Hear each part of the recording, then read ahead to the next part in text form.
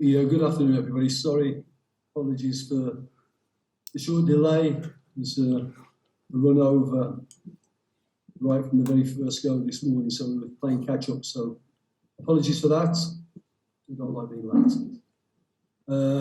Yes, Lena, the last game we played was Amazulu before the international break. The performance was okay in many ways and not okay in some ways. We're still working, and we're still working to take advantage of our situations better and more effectively, and to stop the one or two mistakes that we're allowing people in most games, so we bring ourselves under pressure and we start having to chase the game. So if we can do that, I think that we're in many ways on the right track. But it changes the total perception when you when you give away a silly goal or you miss 3 or 4 very good chances. Obviously, we worked hard with a reduced squad through the international break, and we've got the players back today, all of them back in full training. So we've done a proper session, which is again one of the reasons why we ran over a little bit, because we needed to have that contact with each other. Yeah. Thank you for that, Coach. And let us remove the standard questions out of the way. The health of the team and players coming back from national teams. What's your breakdown there? Well, the lads coming back from Bafana are in good spirits, obviously, because they got a couple of good results. So they're okay. The other lads that were with national teams, they came back fully fit. So they've all trained properly. Our injuries, unfortunately, Lebo Magnam has broken down again, and we pulled him from training, so he's back to a rehab program. Samir, operation, obviously too soon to say anything. Sia's working hard and getting back. Leo Castro's working hard and getting back. Zuma working hard and getting back, but not anywhere near playing for those players. Is that right? Sia, yeah. Sia's on his way. He's running almost fully, but he's not back training with the ball with us. Thank you, Vina. Good day to Coach and the members of the media. I'm not sure if you can hear me. Hold on, Vuyo. Go for it. Can you hear me? Yes. Yeah, just. Sorry. Yes. Thank you so much, Coach, for allowing us just to have a chat with you. Coach, this weekend you are facing a team that is desperate for points, but also at the same time it's got a coach, Gavin Hunt, former coach at Kaizer Chiefs. You know how he left at the team. All eyes were going to be on this match on this weekend, with maybe media already even putting the title that it's a grudge match from the other side. Has there been any caution in terms of your preparations in regards to those two references? Have you prepared different, or is it just business? Is it just usual business? It's business as usual with a knife slightly closer to your throat, I suppose.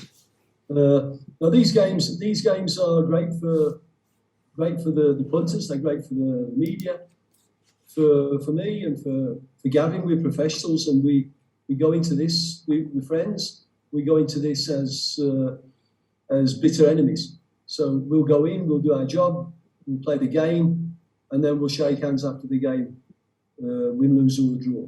But both teams, the season has not been what you're looking for, and then people will talk up as you obviously do in the ex-Kaizer Chiefs coach coming back and hoping to spoil the party, that sort of thing. I don't think Gavin's thinking that. I think he's thinking about getting a result, and he's exactly the same with us. And the only way we'll get results, the pair of us, is by finding a strategy and a performance that will get us there.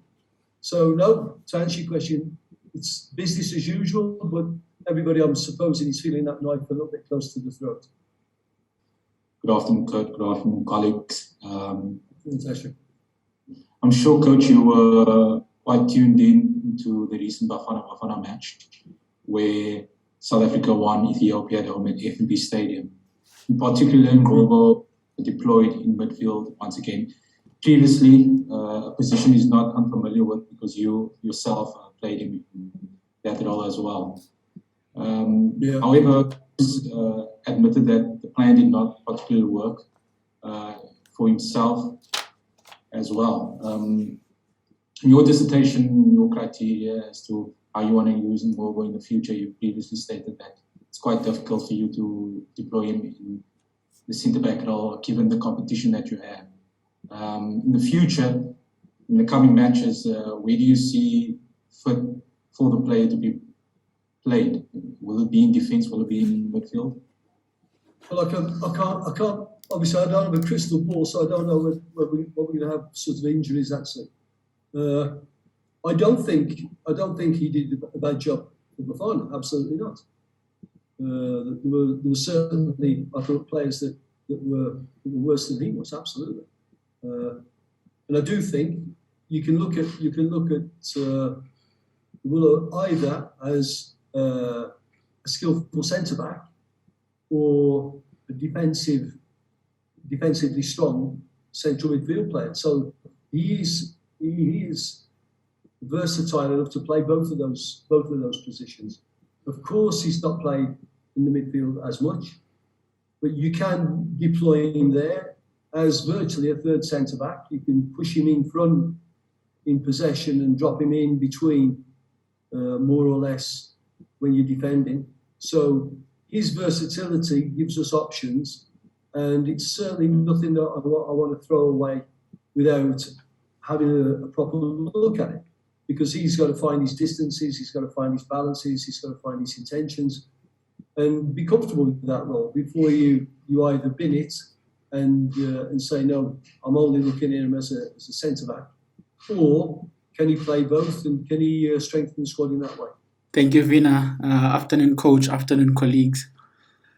Coach, what were your realistic targets after 6 matches? Because now you're currently sitting on 12th position. I know every coach wants to win every match, but that's not realistic. But what were your realistic targets and the mental strength of the team so far? Well, okay, sorry for interrupting you there, Fido. I think I got your question. Firstly, the mental strength of the team. I think that they've shown that they're quite resilient.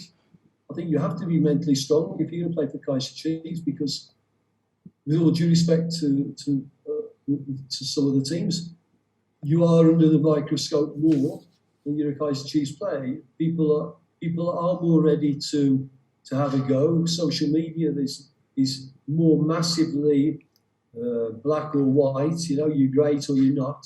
You're a hero or you're a zero. So I think you have to be mentally strong. I think the players have shown a degree of mental strength. I'd like it to be stronger. But I think, you know, we've come back from being down a couple of times and they've shown that resilience. But of course, coaches are never happy completely. So I'd like to see us showing that mental strength in terms of maybe focus, in terms of not having to come back after giving away a goal because we switched off, for example. But that one, and I have to the other one, the part about the target. I'm not one of those coaches that makes those targets. I've never been a fan of it. I think it brings in as much anxiety as it brings in goal setting.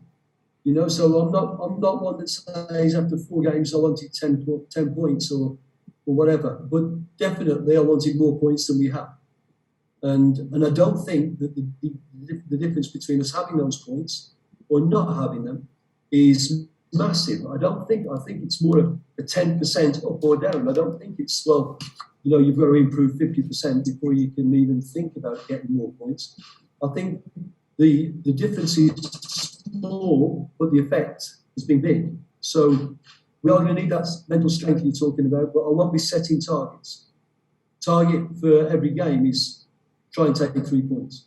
Hi, Coach. It's David from Industry Times. I hope you're good. Hi, David. Hi. I just wanted to quickly find out, before the season, you sort of said you have 4 goalkeepers that can all be your number one. They've all featured in different games so far. And Daniel Akpeyi has played the last 2 games. Will you continue sort of this rotation between the goalkeepers depending on who suits the opponents best, or will you settle for one, going forward? Thank you. I think at the moment, we, excuse me, at the moment we've gone through that. Well, he suits that opponent best. He suits that opponent best. Who's been good in training? We've gone through that. We've settled a little bit. Not on giving Daniel the number one, but allowing him, after a couple of good performances, to sort of throw down the marker and a challenge. He's experienced, and at the moment we need experience, probably. He's been playing well. He's been playing for his national team. So, not that he's taken the number one shirt, but I think there's no real reason to be rotating at this moment. Having said that, the 2 younger goalkeepers that we've had are learning a lot from both Itu and Daniel, because they are the experienced goalkeepers at the club. And we're hoping that the younger ones, at some point, will make it impossible to keep them out of the team, because that will be the future of the club. But at this moment, both Itu and Daniel are making sure that they are great role models and that they're not making it easy. Thank you. Morning, Coach Baxter. I just want to ask, Coach, before the international break, there were many calls and on social media where you were trending. Do you by any chance feel that your job is under pressure at any points like so far? Thank you. I think every coach's job is under pressure every day. That's the nature of the world that we work in now. I read an article by Southampton's chairman, where he said that Southampton have not lost, they haven't won a game this year, but the coach is safe because we support the culture he's promoting, and we support the green shoots that we're seeing. I think that's the real pressure of the job. If the club that I'm working for don't see any green shoots, they don't respect the culture that I'm promoting within the club, or the learning that's happening, then you're under real pressure. The social media and what people think changes so quickly nowadays. I came into the club with virtually no pre-season, and we played 6 games, and you're asking me if my job's under pressure. I'm the only coach that's won anything over the last 18 years for Kaizer Chiefs, and then after 6 games, my job's under pressure. Your question, I understand it, because there is that sort of very fast tsunami that you can pick up nowadays on social media. Our job is to have that mental strength that we were talking about before, and make sure that you still carry on doing the job properly. So I would say, yes, every coach is threatened every day of his career now. That's the job that we have. And sometimes clubs make good decisions and sometimes they make bad ones. But they're also not infallible in terms of decisions. But we have to really believe that in the real football world, you've got a little bit more time and patience, and you see what is happening on the training field. I just want to ask you, Coach, maybe as a bit of a follow to that. Obviously, there was a coach who was at Chiefs who maybe some might feel wasn't given enough time, or it could be argued wasn't, who was Gavin Hunt, your predecessor. I mean, especially when he had a transfer ban. Do you have, in hindsight, I mean, seeing as you're playing him this weekend, do you have some sympathy with him in terms of what happened to him at Chiefs? I mean, I know also you're in a position where your bosses are the Chiefs management, so you can't really comment too much on them, but like, do you have sympathy with him in the sense that he was? I'll link the answer to that into the previous answer, really. Gavin, Stuart Baxter, Ernst Mittendorf, every coach, Pitsu Motsamani, we know that every day we're under pressure. We know that, and we get on with the job. We have to make a friend of that, and we work. So I've got sympathy with every coach, because every coach that is relieved of his duties, every coach has got more to offer, and every coach is not working for Manchester City in a virtual perfect world. So every job has the restrictions or the unlucky happenings of injuries or the pandemic knocking the supporters out of the stadium. Every job has that. And my feelings are strongly that a job can be relieved of his duties and he's not going to. With the 2 international breaks in such a short space of time, do you feel like that also might have made things difficult for the team to maybe build a bit of momentum, or do you feel like it's provided any challenges with just the momentum in general? I think Sam, I think that the international break, sometimes when it comes, you think we could kick on because we're making a bit of progress, and then it gets disrupted. And sometimes you get injuries and you think, well, no, actually it'll help us. These two have come at times when I think we are trying to do work together. We've been together for relatively short space of time. I mean, we had, I think, 2.5 pre-season friendlies, and then we've had these games. That roughly is what the pre-season would be in a normal league, in a normal year. So we want all the time together we can get. We want new players to be able to understand what we want, to get used to playing for Kaizer Chiefs. And what I said in the beginning of the season was, we will be getting better, but we need to get a few decent results in the beginning to make sure that we're not fighting against a mental problem as well, which we probably are now, to be very honest. We're fighting against a mental, which is why I understand the question about mental strength of the players. Are they going to keep kicking on? Are they going to keep confident? Are they going to keep on trying to do the right things? Or do you think they may be feeling the pressure? I'm sure they're feeling the pressure, but until now, I get the feeling that if we can spend enough time together, then we'll crack it. Okay, Joseph from the Inside Post. Hi, Coach. I just want to know, I know you've been around for the 6 games. Do you feel like you're getting your point across in terms of the culture that you're trying to install at the club? In some ways, yes, Josh. In some ways, yes. In some ways, I feel like it's been a difficult journey for some of the players that have, not just the ones that have come in since I came, but some of the players that have been here for even a longer time, to come to grips with the actual life of a Kaizer Chiefs player. So I feel like we're getting closer to the culture that we all want, but that is tactical, technical, mental, physical, and it does take time. I think we're making progress. I thought we were making quicker progress, but then it slowed. And it slowed because we didn't win the games that we thought we should have won. And that puts a question mark. And that puts a little bit of anxiety. And so, yes, we're making progress, but it's slowed down because I think people are worrying about the situation. I'm good, thank you. Coach, we had a conversation years ago when you were Chiefs and winning things with Jessica. And at the time, you thought the structures that you had around you were enough to actually build a dynasty for Kaizer Chiefs that would be, maybe by this time, we are talking somewhere where Kaizer Chiefs would be mentioned in the same breath as your Harleys and Zamaleks and those bigger teams. Anyway, you went and you are now back. From what you have seen from the time that you have come back, in terms of the structures, is Kaizer Chiefs still in a position to build a kind of dynasty that you saw back in 2014 and 20? That's a very interesting question, Chris.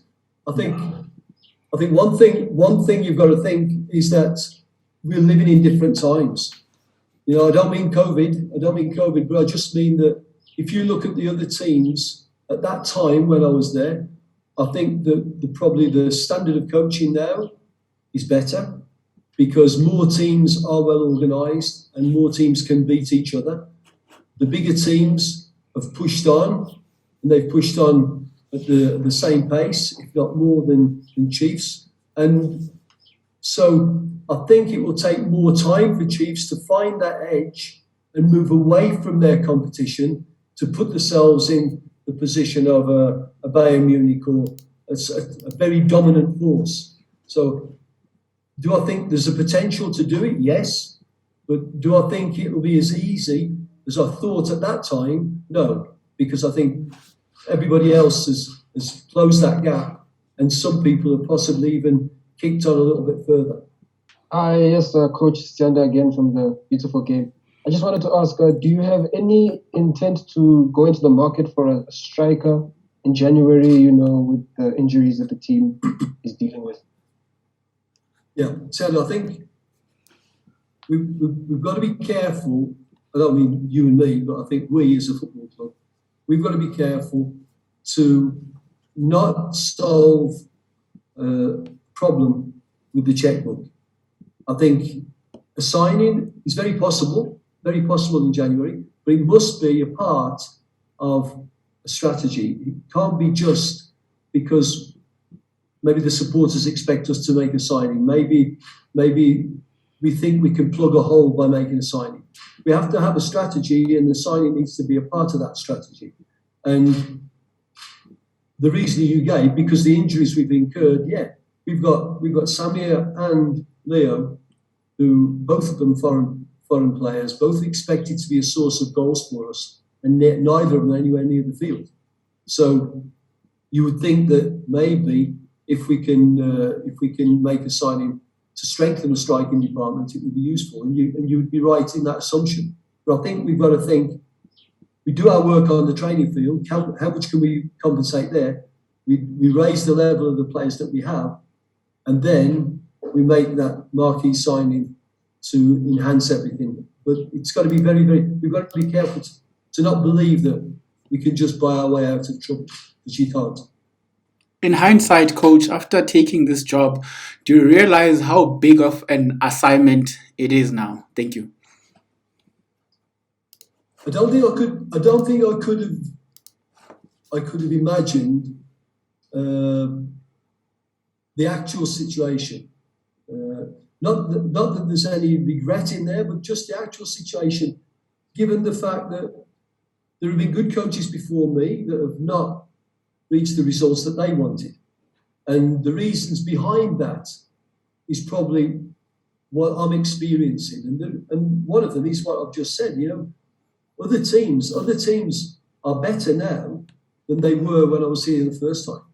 That's definite. There are more teams that can compete. There are more teams that can upset. And yet you still have Kaizer Chiefs being a bit of a marquee name that everybody wants to knock over. So that becomes a little World Cup final there.